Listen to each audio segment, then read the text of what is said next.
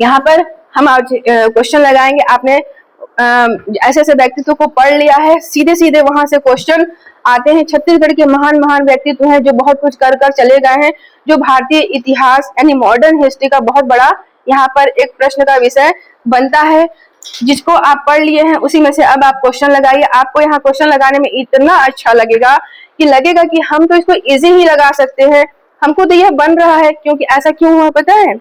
पढ़ने के बाद चीजें क्या होती हैं, आसान होती है। बिना पढ़े आप जब क्वेश्चन लगाओगे तो क्या हो जाता है, वो तुक्का हो जाता है। कभी कभी तुक्का सही बैठता है पर हमेशा नहीं होता है यह सही। पढ़ने के बाद आप क्वेश्चन लगाइए, क्वेश्चन लगाने का इतना आनंद मिलता है कि अरे वाह, मेरा पढ़ना तो सार्थक हो गया। जब आपका सीजीपीएससी क्वेश्चन पूछ रहा है, सीजी व्यापम क्वेश्चन पूछ रहा है, एसआई में, पुलिस विभाग में कई जगह यह क्वेश्चन आए हुए हैं। मैंने क्वेश्चन का यह नहीं रखा है कि कब आया है, क्योंकि इसमें मुझे ज्यादा समय लग रहा था। मैंने सीधे सीधे क्वेश्चन को यहाँ पर रखा है और यह किसी न किसी एग्जाम में बारंबार पूछे गए हैं। अब आप क्वेश्चन की ओर चलिए और देखिए अपनी दिशा को कि हम कैसे हैं। यहाँ पर पहला क्वेश्चन है, अच्छे से पढ़ लीजिए। क्वेश्चन को अच्छे से पढ़िए और आंसर निकालने का तर्क निकालिए। आंसर निकालना आपकी योग्यता है, ठीक है? यहाँ पर आंसर निकालिए। पहला क्वेश्चन है, पढ़िए क्वेश्चन तब तक। पहला क्वेश्चन है, निम्नलिखित में से किस कारण से 1920 में कंडेल गांव के किसानों ने आंदोलन किया? क्वेश्चन में जो यहाँ पर आपका बहुत इंपॉर्टेंट यहाँ पर बोल जाता है वह है कंडेल गांव, और यहाँ पर जो समय पूछा गया है 1920। प्रश्न में आपको क्या पूछा जा रहा है वो आपको जल्दी से निष्कर्ष निकालना है। इस प्रश्न का डिस्कस करना है, इस प्रश्न में निष्कर्ष निकालना है। उसके बाद ऑप्शन को देखना है, ऑप्शन में 4 ऑप्शन हमेशा रहेंगे, यहाँ पर भी हैं। पहला है भूमि कर में वृद्धि, दूसरा है नहर कर लगाना, तीसरा है नहर कर के उपयोग पर जुर्माना, मतलब नहर के उपयोग पर जुर्माना लगाना, और चौथा है सिंचाई कर में वृद्धि करना। बहुत सारे सिमिलर हैं। यह क्वेश्चन सीजीपीएससी सीजी व्यापम से संबंधित है। अब आप बताइए कि आपका आंसर यहाँ पर क्या होने वाला है, फिर मैं सुधार करूंगी। और अभी मैंने ये नहीं रखा है कि आपने कह दिया है कि यह होगा तो मैं यही होगा, सबको बताना पड़ेगा। यहाँ पर क्वेश्चन लगाना है, ये टेस्ट है ये आपका। बताओ, कंफर्म, कुछ नहीं, मतलब सी होगा, मतलब सी होगा। लॉक कर दूं? सभी बच्चों का कहना है एक मत होकर कि इसका आंसर सी होगा। तो क्या मैंने यहाँ पर लगाया है सी। तो भूमि कर में वृद्धि है क्या? नहर कर लगाना, अरे तो संबंधित तो है अभी, तो रुद्री नहर से तो पानी आ रहा था, तो यह भी तो संबंधित है। तो क्या ये आंसर नहीं होगा? नहीं होगा। नहर के उपयोग पर जुर्माना, यह होगा। सिंचाई कर में वृद्धि, सिंचाई तो होती थी उस पानी से, नहीं होगा। बहुत अच्छा, ऐसे ही कंफर्म आंसर लगाना है आपको। तो आप देख रहे हो, निम्नलिखित में से किस कारण से 1920 में कंडेल गांव के किसानों ने आंदोलन किया था? आंदोलन तो हुआ था, भरपूर आंदोलन हुआ था, महात्मा गांधी तक पहुंच गई थी बात, और आते रहे, वह रास्ते में भी आए थे। तो यहाँ पर भूमि कर में वृद्धि नहीं था। यह आंदोलन जो कंडेल नहर सत्याग्रह आंदोलन था, इसका पूरा नाम हो जाता है किसान सत्याग्रह आंदोलन, पूरा नाम हो जाता है। किसान से संबंधित यह आंदोलन है। तो भूमि कर में वृद्धि तो यह आंसर नहीं है, ऐसा वहां पर विशेष उद्देश्य नहीं था। नहर कर तो लगाए थे, पर हमको यहाँ पर दूसरा परफेक्ट आंसर क्या मिल रहा है पूरा का पूरा, कि नहर के उपयोग पर जुर्माना लगाना। इसका मतलब यह भी कट गया। कई लोग इन 2 ऑप्शन में दुविधा में थे कि किसको लगाएं, पर यहाँ तो सीधे सीधे साफ साफ बोल दिए है ना, नहर कर लगाना। यह इससे ज्यादा आंसर अच्छा कौन सा हो जाएगा? नहर के उपयोग पर जुर्माना। देखिए उन्होंने रात में किया, जो रुद्री का जो बांध था, जो कंडेल नहर के लगा हुआ था, उन्होंने, अंग्रेजों ने इन पर जो आरोप लगाना था, मतलब इनसे टैक्स वसूलना था पूरे से गांव से। तो भाई हम नहर स्थापित कर दिए हैं, अब टैक्स किससे वसूलेंगे? गांव वालों से। तो गांव वाले से चाहते थे कि टैक्स मिले, तो गांव वाले यहाँ पर कोई सहमत नहीं थे। बोलते थे कि हमारे धमतरी क्षेत्र में तो पानी बहुत अच्छा गिरता है, कोई सूखा क्षेत्र के निवासी हम लोग थोड़ी ना है, मौसम में इतनी अच्छी वर्षा होती है, तालाब है, सब कुछ है यहाँ पर, तो हम तो नहीं देंगे, लेकिन अंग्रेज चाहते थे कि ये दे, हम इसे किस तरह से लें जो यहाँ पर कर ले सकते हैं। रात में, किसी रात में क्या हुआ, यहाँ पर उस नहर के एक हिस्से को तोड़कर पानी को बहवा दिए, लेकिन इत्तेफाक से भगवान भी गांव वालों के साथ थे। उसी रात्रि झमाझम बारिश हुई, तेज वर्षा हुई, मूसलाधार वर्षा हुई, सबके खेत वैसे ही लबालब भर गए थे। सुबह आरोप लगाए अंग्रेज लोग, ये सारे गांव वाले हमारा पानी उपयोग कर लिए हैं, ये सब चोर हैं, ये सब थीप है, ये सब चोर है, हमारा पानी चोरी करता है ये सब गांव वाला। तो अब तुम पर टैक्स लगाएगा हम लोग 4033 रुपया का। ऐसे 4033 रुपए कितना ज्यादा टैक्स होता था उस समय, 1 रुपया में घर चल जाता था, ऐसा था ना। तो 4033 पूरा गांव से टैक्स लगेगा, पूरा गांव वाला इकट्ठा करके देगा हमको। तो यहाँ गांव वाले बोले भैया हमको नहीं चाहिए आपका ये टैक्स, ना हमको आपका पानी चाहिए, हमारे गांव में बहुत अच्छा वर्षा हुआ है, आप जो आरोप लगा रहे हो चोरी करने का, हमारे यहाँ तो पहले ही पानी गिरा है, बारिश है, पूरा बरसात दिख रहा है, अभी तक गिर रहा है, तो हम क्यों देंगे आपका टैक्स, तुमको देना पड़ेगा। हम नहीं देंगे, गांव वाले बोले तुमको देना पड़ेगा, हमारा राज चलता है यहाँ पर, हमारा बांध है यहाँ पर, तुमने तोड़ा है, जबरदस्ती आरोप। लेकिन गांव वाले बोले हम नहीं देगा मतलब नहीं देगा, तुम कुछ कर लो तो यहाँ पर अड़ गए। अब यहाँ पर सुंदरलाल शर्मा सीधे सीधे उनको नेतृत्व दिया जाता है कि भैया शर्मा जी देखिए हमारे गांव वालों के साथ क्या हो रहा है, ये लोग बहुत परेशान कर दिए हैं, पानी अच्छा गिरने के बाद ही बोलते हैं कि तुम लोग चोर हो, हम लोग चोरी भी नहीं किए हैं, हमारे पूरे गांव पे 4033 रुपए का यहाँ पर कर लगा रहे हैं, अब आप देखिए कमान संभालिए। हम लोग तो सुंदरलाल शर्मा बोले, और उनके साथ छोटे लाल श्रीवास्तव थे, और उनके साथ और भी 2 लोग थे जिनका नाम आपको आगे प्रश्न में मिलेगा।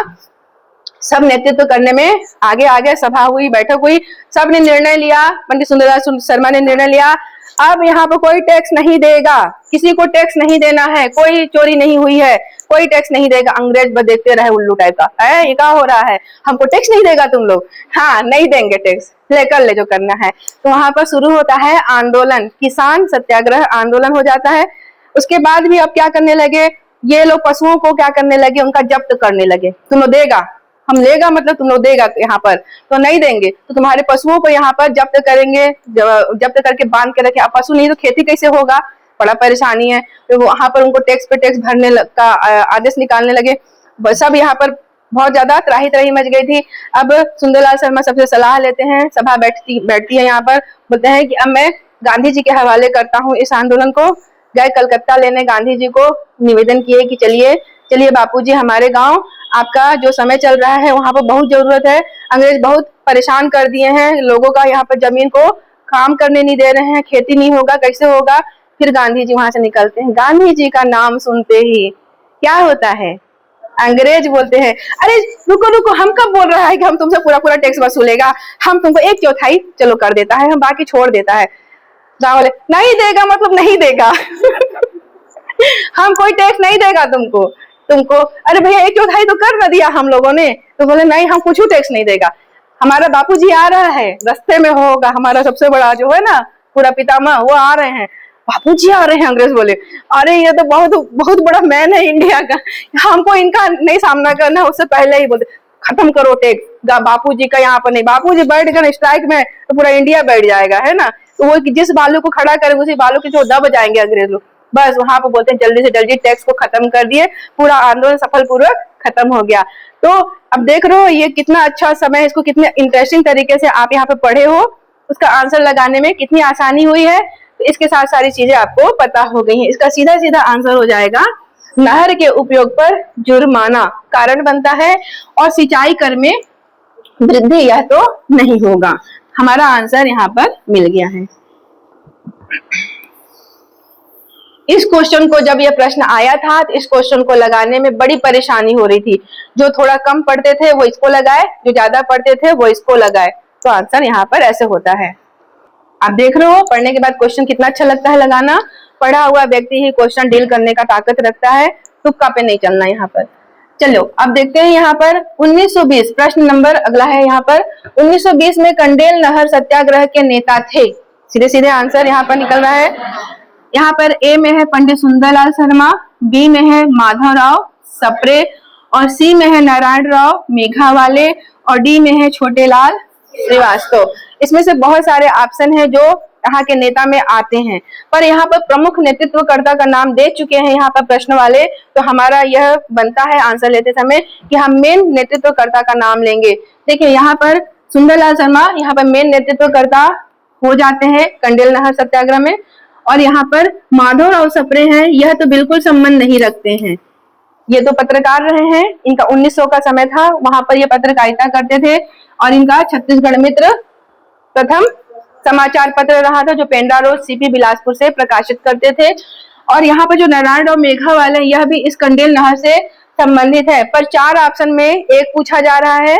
अगर बोलता कि ए, यहाँ पर ACD अगर ऐसा वाला कूट आता तो ये तीनों हो जाते, पर हमको एक आंसर लेना है, इसलिए यहाँ पर नारायण राव मेघावाले को भी नहीं लेना है और छोटे लाल श्रीवास्तव को भी नहीं लेना है।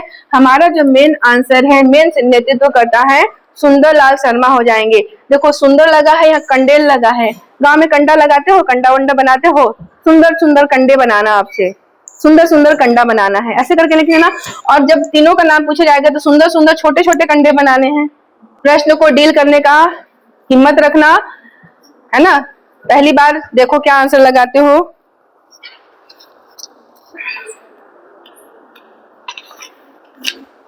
प्रश्न नंबर 3 आंसर निकल रहा है।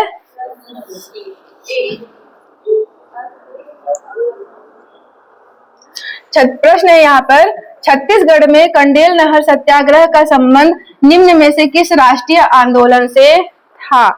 यहाँ पर ऑप्शन ए है असहयोग आंदोलन, बी है सविनय अवज्ञा आंदोलन, सी है भारत छोड़ो आंदोलन और डी है होम रूल आंदोलन। CGPSC 2020 का बहुत बड़ा क्वेश्चन था यह, और इसके साथ साथ एक क्वेश्चन और था जो आगे मिलेगा। बताइए यहाँ पर क्या आंसर है। अरे वाह वाह वाह, लग रहा है पढ़ाई सार्थक हो गया। तो छत्तीसगढ़ में कंडेल नहर सत्याग्रह, कंडेल नहर सत्याग्रह, यहाँ पर किसान बोलेंगे तो भी सही है, किसान हाइड है, संबंधित किससे है, किसानों से है। तो यहाँ पर जो कंडेल नहर सत्याग्रह का संबंध निम्न में से किस राष्ट्रीय आंदोलन से था। तो यहाँ पर असहयोग आंदोलन यह सही है, बताऊंगी कैसे। सविनय अवज्ञा आंदोलन नहीं होगा, भारत छोड़ो आंदोलन नहीं होगा, होम रूल आंदोलन नहीं होगा। अब कैसे होगा, यह तो 1920 में जो यहाँ पर असहयोग आंदोलन है का समय चल रहा था, 1920 से लेकर 1922 तक चल रहा था, तो मेन तो 1920 हमको याद रखना है। और जो कंडेल नहर सत्याग्रह था वह भी 1920 में ही चल रहा था, यहाँ पर वह समय है। और यहाँ पर सविनय अवज्ञा आंदोलन का जो समय है वह 1930 है, और दूसरा सेकंड चरण था वह 1932 था। और यहाँ पर जो भारत छोड़ो आंदोलन है सीधे सीधे 1942 था। गुड, बढ़िया, तुम डेट याद कर लिए हो। और यहाँ पर जो होम रूल आंदोलन था वह 1916, भारत में 1916 और छत्तीसगढ़ में भी 1917 तक ये सब चलता रहा है। तो आप देख रहे हो असहयोग आंदोलन, डेट से भी आप वर्ष से भी अगर मैचिंग करोगे तो डायरेक्ट यहाँ पर कनेक्शन आ जा रहा है। अब हम लोग जब हम पढ़ रहे थे क्लास में तो ये अच्छे से पता था कि उस समय भारत में चल रहा था असहयोग आंदोलन का प्रचार प्रसार चल रहा था गांधी जी का। गांधी जी पूरे देश में पद यात्रा कर रहे थे और असहयोग आंदोलन का पूरे देश में प्रचार कर रहे थे। अब इसी समय वो कलकत्ता में थे, कलकत्ता के अधिवेशन में बैठक में थे वो। यहाँ से सुंदरलाल शर्मा गए हुए थे जब कंडेल नहर, जब यहाँ पर अत्याचार कर रहे थे ब्रिटिश लोग, तो उनको लेने गए थे। सुंदरलाल शर्मा कहाँ गए थे, कलकत्ता में लेने गए थे। तो वहां पर गांधी जी से वो भेंट किए, उनको आग्रह किए कि गांधी जी छत्तीसगढ़ में बहुत अन्याय हो रहा है ब्रिटिशों के द्वारा, चलिए बाबा आपके बिना यहाँ पर निराकरण नहीं होगा। तो गांधी जी को 1920 में ही कब गए थे, 2 दिसंबर समय था, 2 दिसंबर कलकत्ता गए थे इनको आमंत्रण देने। तो गांधी जी को आमंत्रण दे आए। फिर ये 20 दिसंबर 1920 को गांधी जी क्या हुए, छत्तीसगढ़ आगमन किए। तो सब कुछ 1920 का समय चल रहा था। तो यह आंसर सीधे सीधे हो जाएगा असहयोग आंदोलन से था। गांधी जी को चाहिए था जब पूरा देश भ्रमण कर रहे थे तो गांधी जी को तो हर जगह भ्रमण करना था। इसी समय यहाँ पर आमंत्रण मिल गया, गांधी जी ने इसे उचित अवसर समझा कि ठीक है अब छत्तीसगढ़ में पहुंचकर असहयोग आंदोलन का प्रचार प्रसार भी कर लेंगे और इनका निराकरण भी कर लेंगे। ऐसे समय में निराकरण करना बहुत ही पॉजिटिव होता है। ऐसे समय में आप किसी समस्या का निराकरण करिएगा तो पूरा का पूरा जन समूह है, पूरा का पूरा जन सैलाब है, वह आंदोलन से तत्काल जुड़ जाता है। तो यहाँ पर यह वजह हो गया। क्वेश्चन पढ़िए, क्वेश्चन पढ़िए, क्वेश्चन पढ़ के आंसर पर पहुंचिए। एक नजर में क्वेश्चन पढ़िए। सबसे पहले मेरा कहना है कि आप क्वेश्चन को पूरा पढ़िए और उसके ऑप्शन को पूरा पढ़िए, वहां से क्षमता विकास करिए कि आंसर कैसा होगा। निकल रहा है आंसर? चलिए, प्रश्न है यहाँ पर, निम्नलिखित में से किसने 1920 में बीएनसी मिल राजनांदगांव के श्रमिकों की ऐतिहासिक हड़ताल का नेतृत्व किया था? बीएनसी, इंग्लिश में भी देख लो, हिंदी में भी देख लो। BNC, Bengal Nagpur cotton mill. तो यहाँ पर जो है ऐतिहासिक हड़ताल का नेतृत्व पूछा जा रहा है, कौन किया था? तो आपका ऑप्शन क्या है यहाँ पर? अच्छा, ठीक है। ए में है सुंदरलाल शर्मा, बी में है ठाकुर प्यारेलाल सिंह, सी में है कांति कुमार भारती और डी में है बैरिस्टर छेदीलाल। तो क्लास में आपने अच्छे से पढ़ा है, अध्ययन अच्छे से किया है, तो यह तो फटाफट बनने वाला क्वेश्चन है। तुक्का मारने का सवाल ही नहीं पैदा होता है, क्योंकि परफेक्ट जानकारी के साथ यह उत्तर लग रहा है। अब तो बीएनसी में जो मजदूर आंदोलन चला था, उसके नेतृत्वकर्ता सीधे सीधे ठाकुर प्यारेलाल होते हैं। तो यहाँ पर सुंदरलाल शर्मा का नाम नहीं होगा, यहाँ पर कांति कुमार भारती का भी नाम नहीं होगा, बैरिस्टर छेदीलाल का भी नाम नहीं होगा। सब संबंधित है भारतीय इतिहास से संबंधित, लेकिन टाइम और पीरियड क्या डिमांड करता है, वहां पर यह पूछा गया है। सुंदरलाल शर्मा का संबंध अन्य आंदोलन से है, अन्य चीजों से है। ठाकुर प्यारेलाल का सीधा सीधा संबंध यहाँ पर हो जाता है बीएनसी आंदोलन में हो जाता है, मजदूर आंदोलन में। एक तो पहला आंदोलन 1920 में हुआ था, दूसरा 1924 में हुआ था, तीसरा 1937 में हुआ था। यहाँ पर देख रहे हो, 3 आंदोलन के नेतृत्वकर्ता सीधे सीधे ठाकुर प्यारेलाल सिंह होते हैं। कांति कुमार भारती भी मॉडर्न हिस्ट्री से एक क्रांतिकारी हैं, जिनका संबंध इससे तो नहीं है। और यहाँ पर बैरिस्टर छेदीलाल भी हैं, यह भी सीएम रहे हैं, शिक्षा मंत्री रहे हैं, राज्यपाल भी रहे हैं, पर इस आंदोलन से इनका संबंध नहीं है। तो सीधे सीधे इनका उत्तर हो जाएगा ठाकुर प्यारेलाल सिंह। निकाल पा रहे हो? क्षमता विकास हो रहा है ना। क्वेश्चन पढ़िए।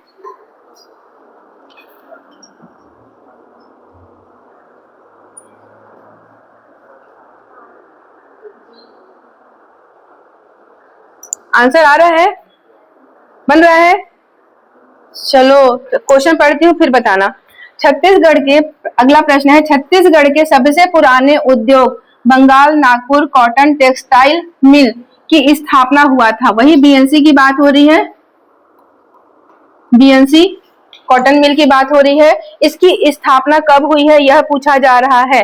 तो ए में है 1662 में, बी में है 1872 में, और सी है 1882 में, और डी है 1892 में। 1892, हाँ एकदम सही है। तो इसका उत्तर सीधे सीधे मिल गया है 1892।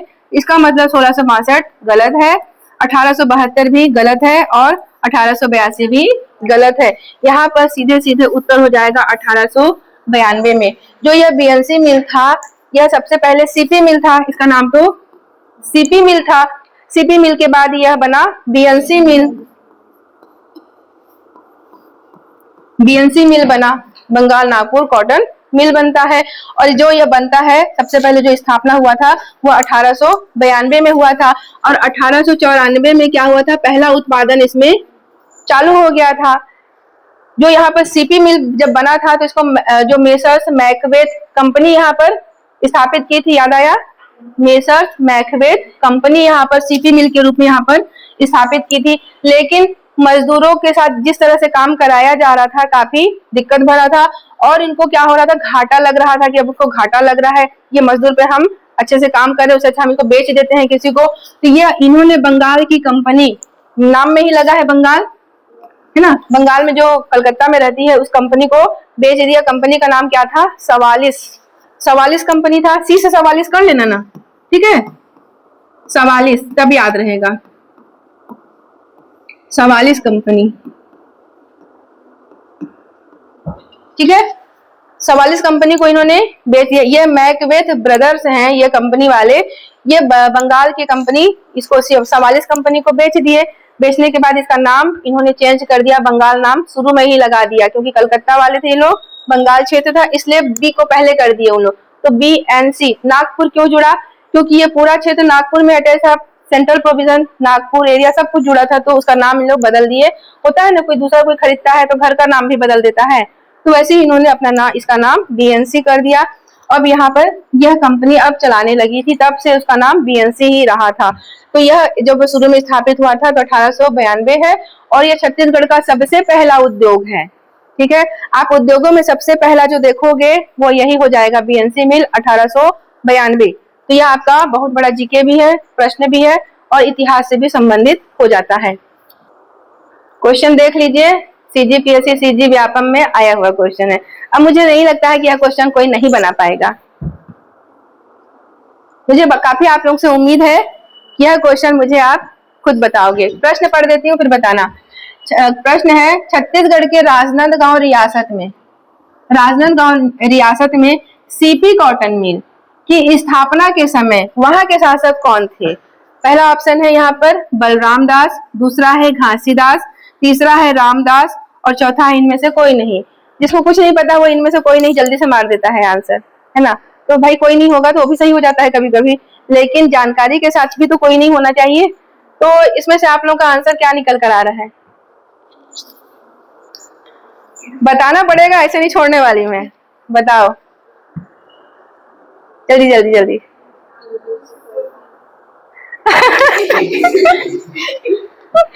चलो इधर वाले बताओ, इधर वाले बताओ। अच्छा ये बात है, मेरे पर चक्कू तलवार नहीं है, अभी बताती नहीं तुम। अरे बाबा पढ़े हो अच्छे से, अभी तुरंत याद आ जाएगा, देखना। छत्तीसगढ़ के राजनांदगांव रियासत में, राजनांदगांव रियासत चल रहा है। अब यहाँ पर CP कॉटन मिल, भाई BNC का पुराना नाम क्या था? CP था, जो 1892 में स्थापित हो रहा था। ठीक, इस मिल की स्थापना के समय वहां का शासक कौन था, यह ना पूछा जा रहा है। तो पहला ऑप्शन है बलराम दास, पहले ही तो मिल गया आपको आंसर में।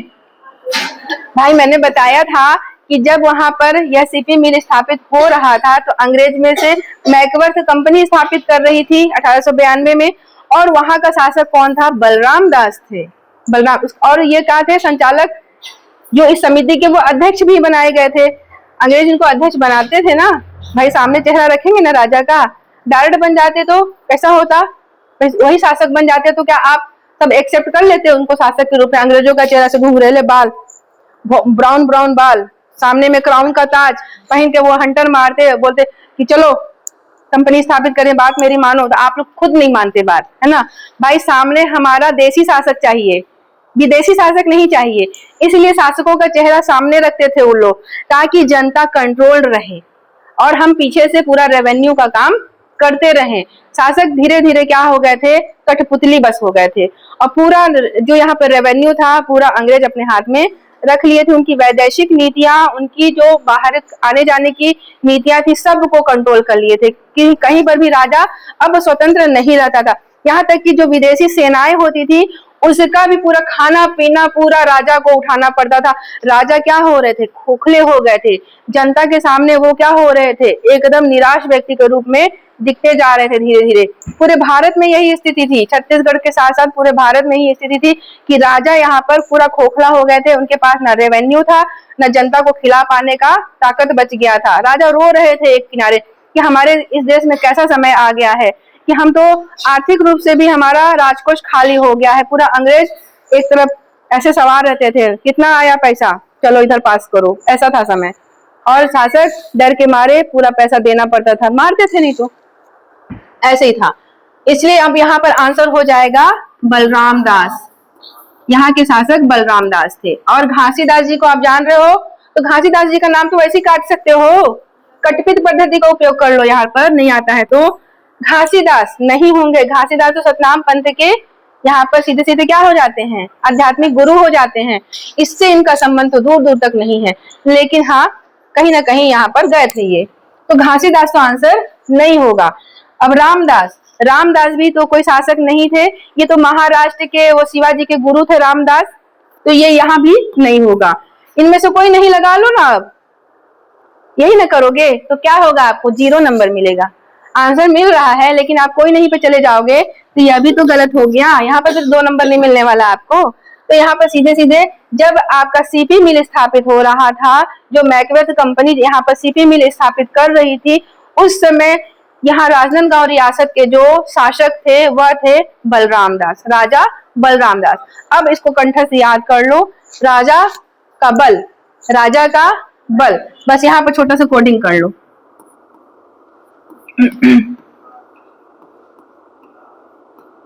राजा का बल, यहाँ पर राजा से राजनांदगांव कर लो और बल से बलराम दास कर लो, तो यह याद रहेगा। अब नहीं भूलोगे, अब याद रहेगा। पीएससी 2020 में आया है, ठीक है। अब ये क्वेश्चन आया था तो बहुत तगड़ा क्वेश्चन था ये। निम्नलिखित में से कौन सा कथन महात्मा गांधी की प्रथम छत्तीसगढ़ यात्रा के संबंध में सत्य है? छत्तीसगढ़ तो आए थे, प्रथम बार आए थे, उसके बारे में पूछे हैं कि क्यों आए थे, कारण। ए ऑप्शन में है महात्मा गांधी सितंबर 1920 में सुंदरलाल शर्मा के साथ रायपुर आए थे।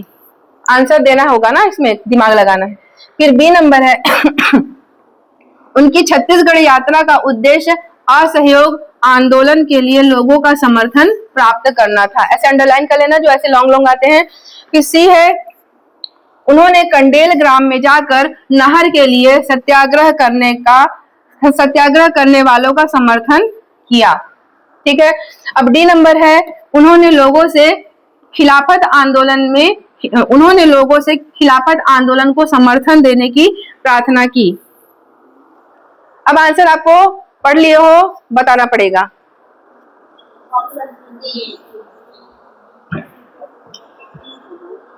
हाँ चलो इधर वाले बताओ। वो 50-50 वाला बीज बोल रहे हो कि 100% वाला? 100% वाला बताइए उधर से। सी, इधर से बताइए। बी, आपने सी बोला ना, आधे लोग ने। देखो किसी का भी सही हो सकता है, कोई ठिकाना नहीं है, कोई भी सही हो सकता है क्योंकि संबंधित है ना ये।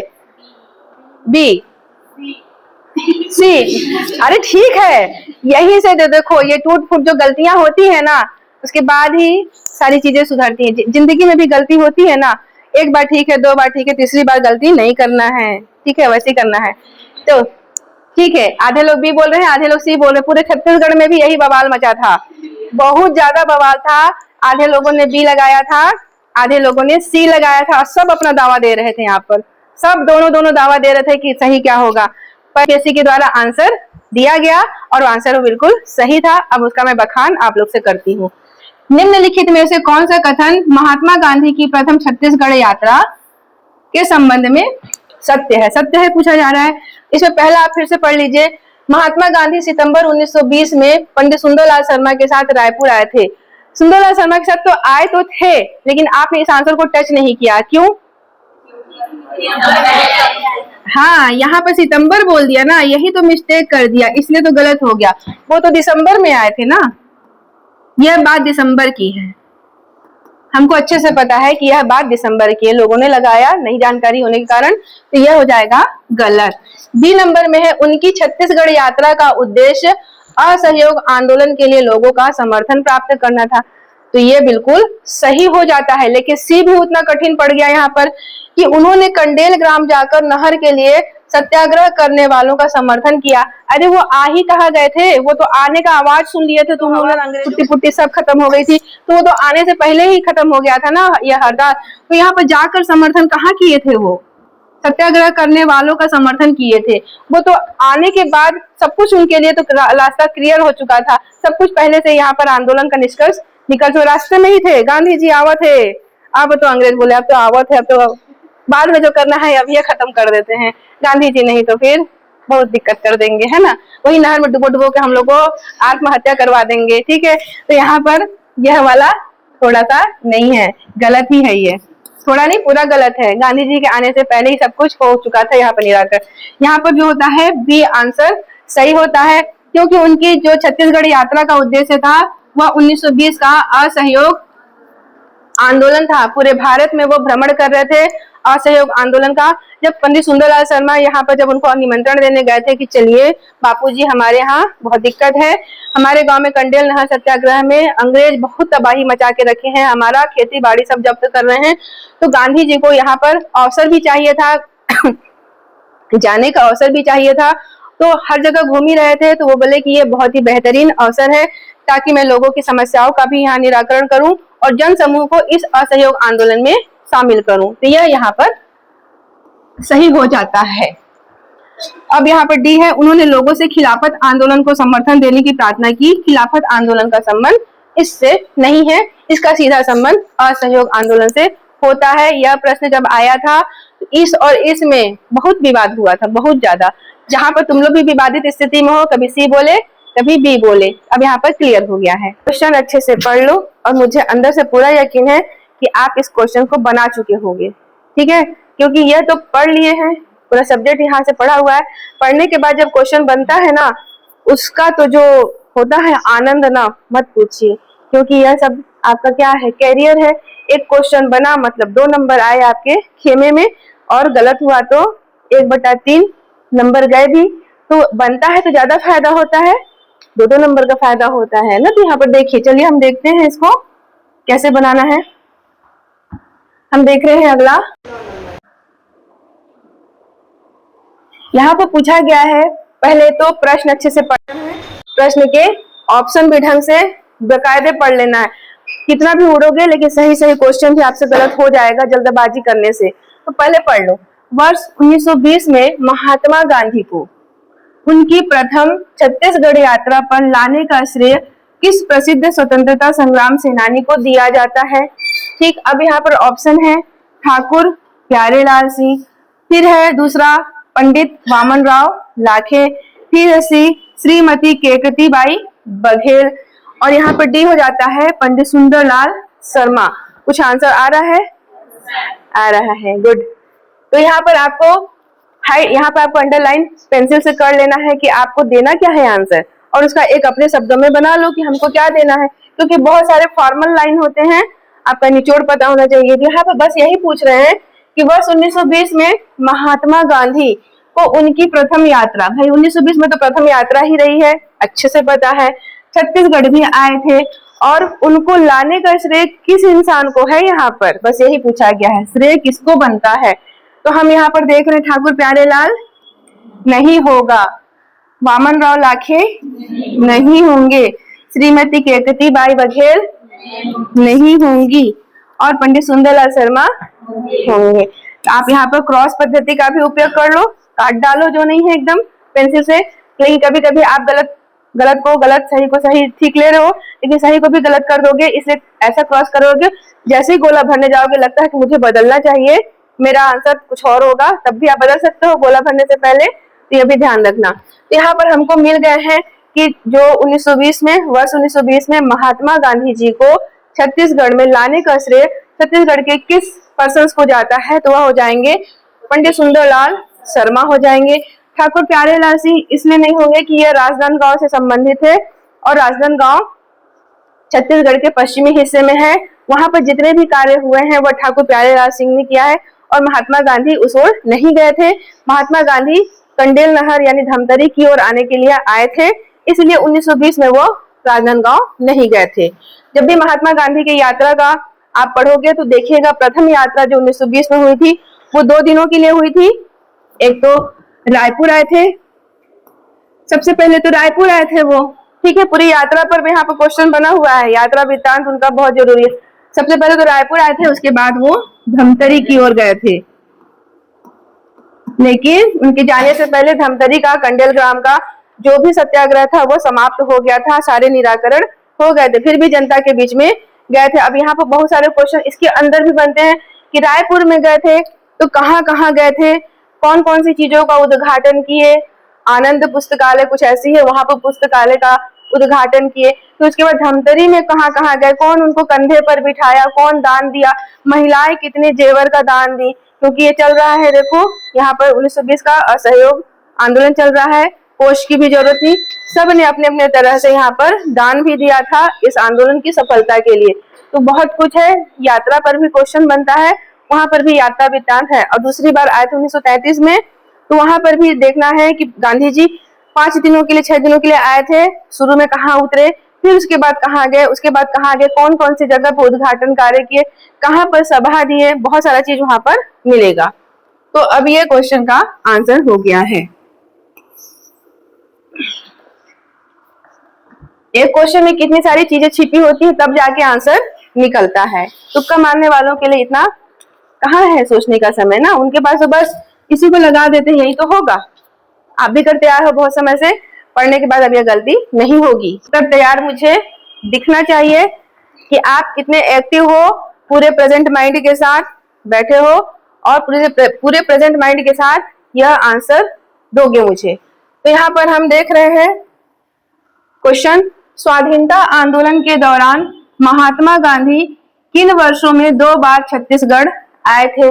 पढ़ते पढ़ते देखिए जो यहाँ पर आपको रिपीट किया जाता है उसी में से ही क्वेश्चन बना हुआ है, इसलिए जो डिस्कस की जाती है आपके सामने वो आसान और साधारण भी नहीं होते हैं।